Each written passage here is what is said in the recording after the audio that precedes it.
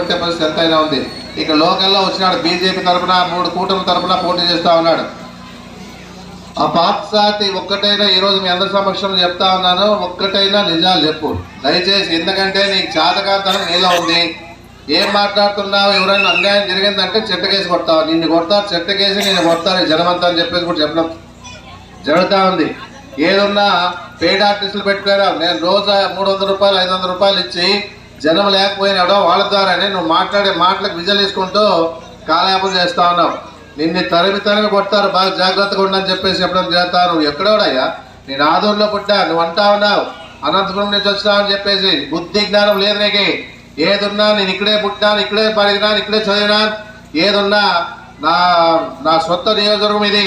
నువ్వు ఎక్కడి నుంచో వచ్చి చిత్తూరు జిల్లా నుంచి వచ్చి నీ ఇష్టానుసారంగా మాట్లాడతావా? అంటే ఎవరైనా అన్యాయం జరిగిందంటే చెట్టకేసి కొడతావా? అంత మగాడా నువ్వు? నీ దమ్ము ధైర్యం ఉందే? ఏదో అనుకుంటున్నావు, నిన్ను చెట్టుకేసి కొట్టే పరిస్థితి త్వరలో వస్తా అని చెప్పేసి కూడా చెప్తా ఉన్నారు. కులాన్ని అడ్డం పెట్టుకొని నువ్వు రాజకీయాలు చేస్తా ఉన్నావు. ఏదున్నా కూడా నీకు దమ్ము ధైర్యం ఉంటే, నిజాలు ఏదైనా ఉన్నా ధైర్యం కూర్చున్నావు. అటు ఇటు కానీ వాడు, నువ్వు అటు ఇటు కానీ మాట్లాడుతున్నావు.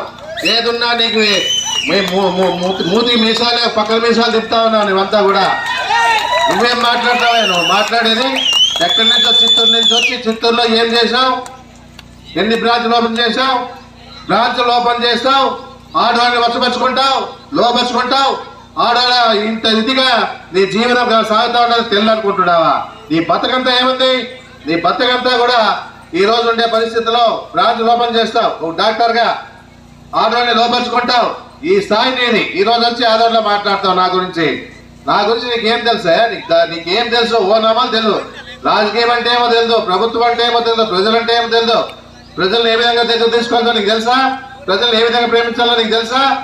ఏది లేకుండా అనవసరంగా మాట్లాడి ఈ రోజు నువ్వు అబద్ధాలు చెప్పి అబద్ధాలతో కొనసాగుతున్నావు. ఇక్కడ ఏదున్నా కూడా చెప్తా ఉన్నావు. ఏ 13వ తారీఖునే నీకేం చేస్తారో తరిమి కొడతారు. మా ప్రజలంతా 2 బటన్లు వస్తాయని చెప్పేసి కూడా చెప్పడం జరుగుతూ ఉంది. బ్యాన్ గుర్తు కొట్టేసి అనవసరంగా మాట్లాడేసుకుంటావు. నీవు నవగ్రహాలు 9 అయితే 10వ గ్రామం నువ్వు ఆదోనికి, నవగ్రహాలు 9 10వ గ్రామంగా నువ్వు ఆదోళన తయారైనా అని చెప్పేసి చెప్పడం జరుగుతూ ఉంది. ఎక్కడయ్యా నీకు ఎక్కడుంది? నీ చిరునామా ఎక్కడుంది? నీ ఆధార్ కార్డు ఎక్కడుంది? నువ్వు ఎక్కడున్నావు? ఏదున్నా ఈరోజు వచ్చి ఆదోళనలో అబద్ధాలు చెప్పుకొని ఎవరినో 4 పట్టుకొని ఏది చెప్పుకోనా చెప్పినట్లు సృష్టించుకుంటూ చేసుకుంటూ పోతా ఉన్నావే. నీ బతకంత ఉంది. నీ బతకే ఈ విధంగా బతికిన పరిస్థితి ఇది. ఏదన్నా ఆదోళనలో ప్రశాంతత నెలకొన్న ఉన్న పరిస్థితుల్లో ఏం చేయాలనుకుంటున్నావు? విభజించి పాలించాలనుకుంటున్నావా? హిందూ ముస్లిం గలాడు పెట్టాలనుకుంటున్నావా? అది సాధ్యమయ్యే పని కాదు. అందరూ కలిసి తినం కొట్టే పరిస్థితి వల్ల ఉందని చెప్పేసి కూడా నీకు హెచ్చరిస్తా అన్నారు. ఏం మాట్లాడతావు? ఇష్టానుసారంగా మాట్లాడతావా? ఏదో అన్యాయం చేస్తే అంత నువ్వు మగాడా? అంటే పోలీసు వాళ్ళ వ్యవస్థ ఏం లేదనుకుంటున్నావా? నువ్వు చెట్టకేసి కొడతావా? నీకంత దమ్ముందే? ఏదో ఊరికే ఉన్నట్టు అతి శాస్త్రాలు అతి మాట ఎక్కువైనాయి నీకు. ఈ పాఠశాల చెప్తా ఉన్నాం. ఏదున్నా మత్సంగా మాట్లాడేది నేర్చుకో.